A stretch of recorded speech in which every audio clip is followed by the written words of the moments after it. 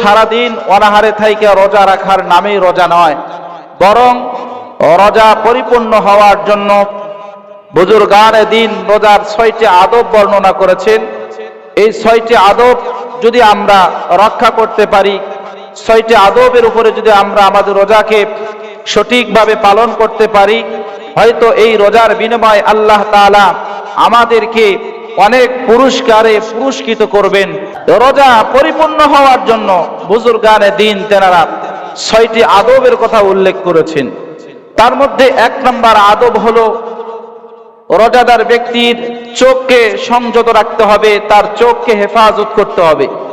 কারণ প্রত্যেকটা মানুষের গুনাহ সর্বপ্রথম চোখের মাধ্যমে সংগঠিত হয়। যদি কেউ কারো গাছের আম নাই দেখে, তাহলে তার চুরি করারও শখ জাগবে না, ঠিক না ঠিক বলেন? যদি কেউ কোনো নারীর দিকে না তাকায়, কোনো নারী তার সামনে না পড়ে, তখন ওই নারীর সাথে অবৈধ সম্পর্কে জড়ানোর তার অন্তরের ভিতরে কল্পনা আসতেও পারে না। সুতরাং মানুষের প্রত্যেকটা গুনাহ সর্বপ্রথম যেই অঙ্গের মাধ্যমে, যেই অঙ্গ প্রত্যঙ্গের মাধ্যমে সংগঠিত হয়, সেই অঙ্গের নাম হলো চোখ। সেই অঙ্গের নাম কি? চোখ। সুতরাং আমাদের চোখকে হেফাজত করতে হবে। অর্থাৎ চোখ যেই ব্যক্তি যত বেশি হেফাজত করবে, ওই ব্যক্তির রোজা আল্লাহ তাআলার কাছে তত বেশি দামি হয়ে যাবে। 2 নম্বরে আমাদের চোখের পরে যেই জিনিসটার হেফাজত করতে হবে সেটা হলো জবান। সেটা কি? জবান। জবানের হেফাজত করতে হবে। অনেক রোজাদার ব্যক্তি আছে, রোজা রাখছে তো কি হয়েছে, সারাদিন মুখ দিয়ে আজে বাজে কথা, অন্যের গীবত, অন্যের এরকম মিথ্যাচার, অনেক আজে বাজে কথা বলতেই থাকে, আছে না নাই বলেন? কেউ যদি তার রোজাকে পূর্ণ করতে চায়, আল্লাহর কাছে রোজার প্রতিদান হিসাবে চায়, তাহলে তাকে অবশ্যই তার জবানের হেফাজত করতে হবে। হাদিসে পাকের ভিতরে আসছে, আল্লাহর নবী সাল্লাল্লাহু আলাইহি ওয়াসাল্লামের জামানায় আল্লাহর নবী তিনি একবার মানুষদেরকে রোজা রাখার জন্য নির্দেশ দিলেন। সকলেই রোজা রাখলো, কিন্তু আল্লাহর নবী সাল্লাল্লাহু আলাইহি ওয়াসাল্লামের কাছে খবর চলে গেল, এমন 2 জন মেয়ে লোক রোজা রেখেছে, কিন্তু রোজা রাখার কারণে তাদের ভিতরে খুবই কষ্ট হচ্ছে, তারা সহ্য করতে পারতেছে না। আল্লাহর নবী সাল্লাল্লাহু আলাইহি ওয়াসাল্লাম বললেন, তাদেরকে আমার দরবারে হাজির করো। নবীর দরবারে মেয়ে লোক 2টিকে হাজির করা হলো। আল্লাহর নবী 2 জনের সামনে 2টা পাত্র দিয়ে দিল, আর বলল, তোমরা পাত্র 2টার মধ্যে বমি করো। মেয়ে লোক 2টি যখন পাত্রের মধ্যে বমি করেছে, আল্লাহর নবী তাকায়া দেখে পাত্রের মধ্যে ওই মেয়ে লোকটার পেট থেকে তাজা তাজা গোশত বের হয়ে গেছে। আল্লাহর নবী সাল্লাল্লাহু আলাইহি ওয়াসাল্লাম তিনি বলেন যে এই মেয়ে লোক 2টি তারা হালাল বস্তু দিয়েই তারা রোজা রেখেছিল, কিন্তু দিনভর অন্যের গীবত, চগলখড়ি, শিকায়েত করার কারণে, এই যে গীবত করেছে, এই কারণে আল্লাহ তাআলা তার পেটের ভিতর থেকে তাজা গোশত বের করে দিয়েছে। এজন্য আমার ভাইরা বন্ধুরা,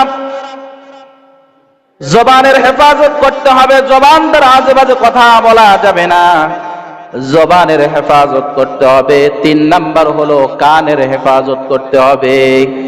অনেক আমার ভাইরা আছে, সারাদিন রোজা রাখার কারণে কোনো কাজ নাই, ঘরের ভিতরে শুয়ে শুয়ে হেডফোন লাগাইয়া কান দ্বারা অবৈধ কত গান শুনে, এরকম আছে না নাই বলেন? এই জন্য কানের হেফাজত করতে হবে। 4 নাম্বার হলো শরীরের অঙ্গ প্রত্যঙ্গ যেগুলো আছে, এগুলোকে আপনার হেফাজত করতে হবে। হাতের হেফাজত করতে হবে, পায়ের হেফাজত করতে হবে। 5 নাম্বার হলো ইফতারের সময় হালাল খাদ্য দ্বারা ইফতার করার সময়ও অল্প খাদ্য দ্বারা ইফতার করতে হবে, বেশি খাওয়া যাবে না। সারাদিন রোজা আছি বিদায় ইফতার হয়ে গেছে, তো এখন আমার তো খাওয়ার অনুমতি আছে, তাই বলে একেবারে সব এক বল খায় ফেলবে এমনটা না, এটা তো রোজাদারের পরিচয় হইতে পারে না। সুতরাং সারাদিন রোজা রাখার পরেও আপনি ওই পরিমাণ খান যেই পরিমাণ খাইলে আপনার নিজের শরীর ঠিক থাকে, শরীরটা আপনার ঠিক থাকে, এই পরিমাণ আপনি খান, অতিরিক্ত না খাওয়া। কারণ কেউ যদি অতিরিক্ত খেয়ে ফেলে তখন তার ইবাদতের ভিতরে অলসতা আসবে। আসবে কি আসবে না বলেন? যারা দেখবেন যে ইফতার করার পরে এই পরিমাণ খাওয়া খায়, তারাবির নামাজে তাদের ভিতরে অলসতা চলে আসে, শেষে তারাবির নামাজ পর্যন্ত আর পড়তে পারে না। এই জন্য বুজুর্গানে দ্বীন বলে যে তোমরা খাও, হালাল খাবারে খাও, তবে একটা পরিমাপ অনুযায়ী তোমরা খাও। 6 নাম্বার হলো এই যে আমরা রোজা রাখলাম, সারাদিন রোজা রাখার পরে যখন আমি ইফতার করলাম, আল্লাহর কাছে ভীত সন্তুষ্ট হওয়া, আল্লাহর কাছে বেশি বেশি দোয়া করা। রব্বুল আলামিন ও আল্লাহ, সারাদিন রোজা রাখলাম, জানি না আমার রোজার ভিতরে কত ভুল ত্রুটি হয়েছে। রব্বুল আলামিন তুমি মেহেরবানি করে আমার রোজাটাকে কবুল আর মঞ্জুর করে নাও। রোজা আল্লাহর দরবারে কবুলের জন্য নিজের অন্তরে ভয় আনতে হবে। আমি তো জানি না আমি যে রোজা রাখলাম এই রোজা আল্লাহর দরবারে কবুল হয়েছে কি হয় নাই, এ কথা কি আমরা কেউ বলতে পারবো? কেউ বলতে পারবো না। এই জন্য শুধু রোজা রাখলেই হবে না, এই আদবগুলো আমাদের রক্ষা করতে হবে। আপনার আমার দৃষ্টির হেফাজত করতে হবে, জবানের হেফাজত করতে হবে, কানের হেফাজত করতে হবে, এরপরে শরীরের আরো অন্যান্য অঙ্গ প্রত্যঙ্গ যেগুলো আছে, হাত পা ইত্যাদি, এগুলোর হেফাজত করতে হবে। ইফতারের সময় হালাল খাদ্য দ্বারা আপনি ইফতার করবেন, তবে বেশি খাওয়া যাবে না, বরং যতটুকুন খাইলে আপনার স্বাস্থ্যের জন্য ভালো, ইবাদতে অমনোযোগী তৈরি না হয় এরকম খাদ্য আপনি গ্রহণ করেন। 6 নাম্বার হলো আপনার রোজাটা আল্লাহর দরবারে কবুলের জন্য আপনি কান্নাকাটি করেন, নিজের অন্তরের ভিতরে ভয় রেখান। আপনি যখন ভয় রাখবেন তখন এই দোয়া আল্লাহর দরবারে পরিপূর্ণ হয়ে যাবে। কথা বলেন ঠিক নেবে ঠিক? কোন মানুষ যদি এরকম আদবের সাথে রোজা রাখতে পারে, আল্লাহর নবী সাল্লাল্লাহু আলাইহি ওয়াসাল্লাম, যে ব্যক্তির রোজা আল্লাহর দরবারে কবুল হয়ে যায়, ও রোজাদার মানুষগুলোর ব্যাপারে আল্লাহর নবী কিছু ফজিলত বর্ণনা করেছেন। মাহে রমজানে যারা রোজা রাখবে, মাহে রমজানের সিয়াম যারা পালন করবে, আল্লাহর নবী এমন রোজাদার ব্যক্তির জন্য তিনি কিছু সুসংবাদ দিয়েছেন। তার মধ্যে 1 নাম্বার হলো আল্লাহর নবী সাল্লাল্লাহু আলাইহি ওয়াসাল্লাম তিনি বলেন, সালাসাতুল লা তুরাদ্দু দাওয়াতুহুম। আল্লাহর নবী বলেন 3 ব্যক্তির দোয়া আল্লাহ তাআলা ফিরায় দেন না, বরং এই 3 ব্যক্তি আল্লাহর দরবারে দোয়া করলে রব্বুল আলামিন সঙ্গে সঙ্গে ওই 3 ব্যক্তির দোয়াকে কবুল করে নেন। 3 ব্যক্তির দোয়া বৃথা যায় না, আল্লাহ তাআলা এই 3 ব্যক্তির দোয়াকে কবুল করে নেন। কয় ব্যক্তি বলেন? 3 ব্যক্তি। 1 নম্বরে নবীজি বললেন, আস-সাইমু হাত্তা ইফতির। রোজাদার ব্যক্তির দোয়া যতক্ষণ পর্যন্ত না রোজাদার ব্যক্তি ইফতার না করে, সারাদিন রোজা রাখে, এমন সময় যদি রোজাদার ব্যক্তি আল্লাহর দরবারে দোয়া করে, আল্লাহ তাআলা ওই রোজাদার ব্যক্তির দোয়াকে ফিরায় দেন না। সুবহানাল্লাহ। রোজাদার ব্যক্তি যদি আল্লাহর দরবারে দোয়া করে, তার দোয়া কি হয়ে যায় বলেন? কবুল হয়ে যায়। সুতরাং রোজাদার ব্যক্তির দোয়া কখনো আল্লাহ তাআলা ফিরায় দেন না। নাম্বার 2, আল ইমামুল আদিল, ন্যায়পরায়ণ বাদশা। যেই বাদশা ন্যায়পরায়ণ শাসক, এমন বাদশা যদি আল্লাহর দরবারে দোয়া করে, এমন কোন রাষ্ট্রপ্রধান যদি আল্লাহর দরবারে দোয়া করে, আল্লাহ তাআলা তার দোয়াকে কবুল করে নেন। অন্য হাদিসের ভিতরে আসছে, আল্লাহর নবী সাল্লাল্লাহু আলাইহি ওয়াসাল্লাম বলেন, কিয়ামতের ময়দানে যেদিন আরশের ছায়া ব্যতীত আর কোনো ছায়া থাকবে না, এই হাসরের ময়দানে সেদিন আল্লাহ তাআলা 7 শ্রেণীর মানুষকে আরশের ছায়া দান করবেন। এদের মধ্যে এক ব্যক্তি হলো ন্যায়পরায়ণ শাসক, ন্যায়পরায়ণ বাদশা। যেই বাদশা তার প্রজাদের উপরে জুলুম করবে না, অত্যাচার করবে না, মানুষের ন্যায্য হকগুলো আদায় করে দিবে, এমন বাদশাকে আল্লাহ তাআলা হাসরের ময়দানে আরশের ছায়া দান করবেন। সুবহানাল্লাহ। তাহলে কয়জন ব্যক্তি গেল? 2 জন ব্যক্তি। 3 ব্যক্তি হলো ওয়াদাওয়াতুল মাজলুম। রাসূল করিম সাল্লাল্লাহু আলাইহি ওয়াসাল্লাম তিনি বলেন, মাজলুম ব্যক্তির দোয়া আল্লাহ তাআলা কবুল করে নেয়। অর্থাৎ যিনি অত্যাচারিত হয়েছে, যার উপরে অত্যাচার করা হয়েছে, এই ব্যক্তি যদি আল্লাহর দরবারে দোয়া করে, আল্লাহ তাআলা তার দোয়া ফিরাইয়া দেয় না, বরং তার দোয়া কবুল করে নেয়। এই জন্য জালেম যারা হয় এদের জন্য ধ্বংস অনিবার্য, কারণ এরা মানুষের উপরে অত্যাচার করেছে, এরা মানুষের উপরে জুলুম করেছে। জুলুম করার কারণে মাজলুম ব্যক্তিরা যখন আল্লাহর দরবারে ফরিয়াদ করে, আল্লাহ তাআলা তাদের দোয়া ফিরাইয়া দেন না। আল্লাহ তাআলা এই তিন ব্যক্তির দোয়া কবুল করে নেয়। এই তিন ব্যক্তির মধ্যে একজন ব্যক্তি আছে, তিনি হলেন রোজাদার ব্যক্তি। কথা বলেন ঠিক না ঠিক? তাহলে রোজাদার ব্যক্তি যখন আল্লাহর দরবারে দোয়া করে, তার দোয়া কি হয়ে যায়? কবুল হয়ে যায়। 2 নম্বর হলো রোজাদার ব্যক্তির ফজিলত। রোজাদার ব্যক্তির নেকিকে আল্লাহ তাআলা বাড়ায় দেন। আল্লাহর নবী সাল্লাল্লাহু আলাইহি ওয়াসাল্লাম তিনি বললেন, কুল্লু আমালি বানি আদম ইউদাআফুল হাসানাতু বিআশরি আমসালিহা। আল্লাহর নবী বলেন, প্রত্যেক বনি আদমের প্রত্যেকটা নেক আমলের সওয়াব আল্লাহ তাআলা 10 গুণ থেকে 700 গুণ পর্যন্ত বৃদ্ধি করে দেন। ইলা 700 দিফিন, 700 গুণ পর্যন্ত আল্লাহ তাআলা বৃদ্ধি করে দেন। আল্লাহু তাআলা, আল্লাহ তাআলা বলেন, ইল্লাস সাওম, তবে রোজা ব্যতীত, রোজা ছাড়া যত আমল আছে সকল আমলের সওয়াব আল্লাহ তাআলা 10 গুণ থেকে 700 গুণ পর্যন্ত বৃদ্ধি করে, তবে রোজা ছাড়া। রোজা এমন এক ইবাদত, যেই রোজার ব্যাপারে রাসূল করিম সাল্লাল্লাহু আলাইহি ওয়াসাল্লাম তিনি বলেন, ফাইন্নাহু লি ওয়া আনা আজজি বিহি, রোজা হলো আমি আল্লাহ তাআলার জন্য, আর এই রোজার প্রতিদান স্বয়ং আল্লাহ তাআলা তার বান্দাদেরকে দান করবে। বলেন সুবহানাল্লাহ। কেন? এর কারণটা কি? এই হাদিসের শেষে রাসূল করিম সাল্লাল্লাহু আলাইহি ওয়াসাল্লাম তিনি বলেন, ইয়াদউ শাহওয়াতাহু ওয়া তাআমাহু মিন আজলি। রাসূল করিম সাল্লাল্লাহু আলাইহি ওয়াসাল্লাম তিনি বলেন, আল্লাহ পাক বলছেন যে আমার বান্দারা তাদের নফসের অনুসরণ করে না, তাদের নফসকে দমায়া রাখে, দমায় রাখার কারণে আমি আল্লাহ তাআলা তাদেরকে এই প্রতিদান দিব। বলেন সুবহানাল্লাহ। যেখানে রোজাদার ব্যক্তি রোজা রাখার পরে তার মনে চায় যে একটু আমি গান শুনি, কিন্তু তার মনে বাধা দেয়, দেয় কি দেয় না বলেন? তাকে এরকম হারাম খাদ্য তার গ্রহণ করতে মনে চায় না। এই যে নফসের অনুসরণ করলো না, নফসের কথা অনুযায়ী চললো না, এই কারণে আল্লাহ তাআলা রোজাদার ব্যক্তির সওয়াবগুলো তিনি নিজেই, তার প্রতিদানগুলো আল্লাহ তাআলা নিজেই দান করবেন। বলেন সুবহানাল্লাহ। এটা কয় নাম্বার? 2 নাম্বার। 3 নাম্বার রোজাদার ব্যক্তির ফজিলত হিসাবে হাদিসে পাকের ভিতরে আল্লাহর নবী সাল্লাল্লাহু আলাইহি ওয়াসাল্লাম তিনি বললেন, রোজাদার ব্যক্তির গুনাহ খাতা আল্লাহ তাআলা মাফ করে দিবেন। সুবহানাল্লাহ বলেন। হাদিসের ভিতরে বলেন, মান সামা রমাযানান ঈমানান ওয়া ইহতিসাবান গুফিরা লাহু মা তাকাদ্দামা মিন যামবিহি।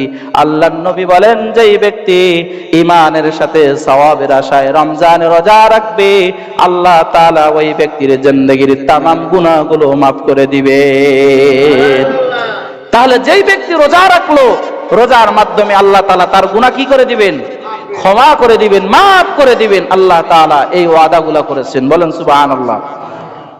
4 নম্বরে রোজাদার ব্যক্তির আরেকটা দামি ফজিলত সে অর্জন করবে, সেটা সবথেকে দামি, সেটা হলো আল্লাহ তাআলার সাথে দিদার লাভ করবে, আল্লাহর সাক্ষাৎ লাভ করবে। একজন মুমিন ইমানদার রোজাদার বান্দার জন্য আল্লাহর দিদার লাভ করার থেকে আর বেশি কিছু হইতে পারে না। হাদিসের ভিতরে আসছে, আল্লাহর নবী বলেন, লিসাইমু ফারহাতান ওয়া ফারহাতুন ইনদা ফিতরিহি ওয়া ফারহাতুন ইনদা লিকাই রাব্বি। নবীজি বলেন, রোজাদার ব্যক্তির জন্য 2টি আনন্দ। 1 নাম্বার হলো ফারহাতুন ইনদা ফিতরিহি, ইফতারের সময় আপনারা দেখবেন একজন রোজাদার মানুষ যখন সারাদিন রোজা রাখে, ইফতার যখন সামনে চলে আসে, আর একজন বেরোজাদার সে রোজা রাখে নাই, সেও ইফতার নিয়ে বসেছে, কিন্তু রোজাদার ব্যক্তি যে আনন্দ, যে মজা, যে স্বাদ অনুভব করে, একজন বেরোজাদার ব্যক্তি সেরকম স্বাদ অনুভব করতে পারে না। ঠিক না? ঠিক বলেন। রোজাদার ব্যক্তি ইফতার সামনে নিয়ে যে পরিমাণ আনন্দ আর মজা অনুভব করতে পারে, যে রোজা রাখে নাই তার ভিতরে চোর চোর ভাব মনে হয়। ঠিক না? ঠিক বলেন। সে নিজেকে অপরাধী চোর চোর মনে করে, হায় আমি কি করলাম, কেউ তো জানে না, যদি জানতো আমার মান সম্মান সব শেষ হয়ে যেত। কথা বলেন ঠিক না ঠিক? তাহলে দেখেন, রোজাদার ব্যক্তির জন্য দুইটি আনন্দে, একটা হলো কি ইফতারের সময়, আরেকটা হচ্ছে ওয়াফারহাতুন ইনদা লিকাই রাব্বি, আল্লাহ তাআলার সাথে সাক্ষাৎ। আল্লাহ তাআলার সাথে রোজাদার ব্যক্তি মুমিন বান্দারা যখন সাক্ষাৎ করবে, এরা এত বেশি আনন্দিত হবে, আল্লাহ তাআলা যখন জান্নাতের ভিতরে যাবে, জান্নাতীদের সামন থেকে যখন পর্দাটা উঠাইয়া দিবে, জান্নাতীরা যখন আল্লাহর দিদার লাভ করবে, জান্নাতীরা বলবে, আল্লাহ জান্নাতের ভিতরে আপনি এত নাজ নেয়ামত দান করেছেন, দীর্ঘদিন জান্নাতের নাজ নেয়ামত ভোগ করলাম, কিন্তু আপনার দিদার পাওয়ার সঙ্গে সঙ্গে জান্নাতের সমস্ত নাজ নেয়ামত আল্লাহ মুহূর্তের ভিতরে ভুলে গেছি। সুবহানাল্লাহ। তাহলে রোজাদার ব্যক্তির জন্য দুইটি আনন্দ, কয়টি বলেন? একটা হলো ইফতারের সময়, আর একটা হচ্ছে আল্লাহ তাআলার দিদার। সুতরাং যে ব্যক্তি রোজা রাখবে, আল্লাহ তাআলা ওই ব্যক্তিকে এই নেয়ামত গুলো দান করবে। তাহলে আমরা সঠিকভাবে রোজা রাখার জন্য রমজানে রাজি আছি না ভাই? আমাদের এই নিয়ত করতে হবে, আল্লাহ তাআলা আমাকে রোজা রাখার তৌফিক দিয়েছে, শক্তি দিয়েছে, সুতরাং কোনোভাবেই আমার রোজা যেন নষ্ট না হয়। হায়াত মউতের মালিক তো আল্লাহ, যদিও বা শরীয়তের ভিতরে এই অনুমতি আছে অসুস্থ ব্যক্তির জন্য রোজা না রাখা। কেউ যদি এরকম নিয়ত করে, আল্লাহ পুরা রমজান রোজা রাখার নিয়ত করলাম, বাঁচা মরার মালিক তো তুমি, আল্লাহ তুমি আমাকে সুস্থতা দাও, আমার জান যাইতে পারে, আল্লাহ আমি রোজা ছাড়বো না, আমার ধারণা ওই ব্যক্তিকে আল্লাহ 30টা রোজা রাখার তৌফিক দিবেন। দিবেন কি দিবেন না বলেন? কারণ নিয়তের উপরে বরকত, নিয়তের উপরে কি বরকত। অনেকে আসে অসুস্থ, রমজান তো আসছে, দেখি 2-4টা রাখি, থাকতে পারলে থাকবো, না পারলে কি না পারলে কি নাই, এরকম নিয়ত যদি করে, ওর দ্বারা হবে না, ওর দ্বারা কি হবে না। এজন্য নিয়ত ঠিক রাখতে হবে। আর রোজা পরিপূর্ণ হওয়ার জন্য আমাদের 6টি আদবের কথা প্রথমে আলোচনা করা হয়েছে। কথা বলেন ঠিক নেবে ঠিক? আরেকটা হাদিস বলে 1 মিনিটের ভিতরে শেষ দিয়ে দিব। হাদিসটা হলো রাসূল করিম সাল্লাল্লাহু আলাইহি ওয়াসাল্লাম তিনি রমজান মাসে 3টি আমল বেশি করত। কয়টি আমল বলেন? 3টি আমল রাসূল করিম সাল্লাল্লাহু আলাইহি ওয়াসাল্লাম সবথেকে বেশি করত। 1 নম্বর হলো তিনি রমজানে বেশি বেশি ইবাদত করতেন, কোরআন তেলাওয়াত, নফল নামাজ, এরকম ভাবে তিনি বেশি বেশি ইবাদত করত। 2 নম্বরে তিনি দান সদকা করত। কি করত? দান সদকা করত। তিনি 2 হাত ভইরা তিনি দান করতেন। সুবহানাল্লাহ পড়েন না? এখন কথা হলো, তেনার মতো মন মানসিকতা, তেনার মতো সম্পদ, তিনি তো অনেক ধনী ছিলেন, দুনিয়া এবং আখিরাতের বাদশা ছিলেন, আমরা তো অত ধনী না। কথা বলেন ঠিক নেবে ঠিক? ওনার মতো মন মানসিকতাও আমাদের নাই। আমাদের ধন সম্পদ থাকতে পারে, কিন্তু মন মানসিকতা নাই। তবে হ্যাঁ, ছোট্ট একটা মাধ্যম আমি আপনাদেরকে বলে দিতে পারি। আমাদের জন্য প্রত্যেক দিন 500-1000 টাকা দান করা কষ্ট হবে কি হবে না বলেন? আমরা প্রত্যেক দিন নিয়ত করি 10 টাকা অথবা 20 টাকা, 30 দিনে যদি আপনি আমি 10 টাকা করে দান করি, হবে কত? 300। এই 300 টাকা দান করা আমাদের জন্য অনেকেই আছে কষ্ট হবে। যদি 20 টাকা করে দান করি, 600 টাকা হবে। এর উপরে আপনি যে যত পারেন, আপনি দৈনন্দিন নিয়ত করেন, আজকে রমজানের প্রথম জুমায় আমি নিয়ত করলাম, আল্লাহ পুরা রমজান আমি 5 টাকা অথবা 10 টাকা অথবা 20 টাকা 50 টাকা প্রত্যেক দিন আমি দান করব। ইনশাআল্লাহ এই নিয়ত আমরা করতে পারি না? আমি তো ইনশাআল্লাহ প্রথম দিনেই করে ফেলছি, আলহামদুলিল্লাহ বলেন। আমি প্রথম দিনেই করে ফেলছি। আপনারাও নিয়ত করেন, আপনারাও কি নিয়ত করেন, আপনি 5 টাকা করেন, তবে প্রত্যেক দিন করেন। কারণ যেই আমল নিয়মিত হয়, এই আমলের দাম আল্লাহ তাআলার কাছে সব থেকে বেশি। রাজি আছেন না ইনশাআল্লাহ? আর 3 নম্বর হলো, আল্লাহ রাসূল সাল্লাল্লাহু আলাইহি ওয়াসাল্লাম বেশি বেশি কান্নাকাটি করতো। বেশি বেশি কি করতো? কান্নাকাটি করতো। এই রমজান মাসে আমাদের বেশি বেশি কান্নাকাটি করতে হবে, আল্লাহর কাছে মাফ চাইতে হবে। আল্লাহ তাআলা যেন আমাদেরকে মাফ করেন, বলেন আমিন। ওয়া আখিরু দাওয়ানা আনিল হামদুলিল্লাহি রাব্বিল আলামিন।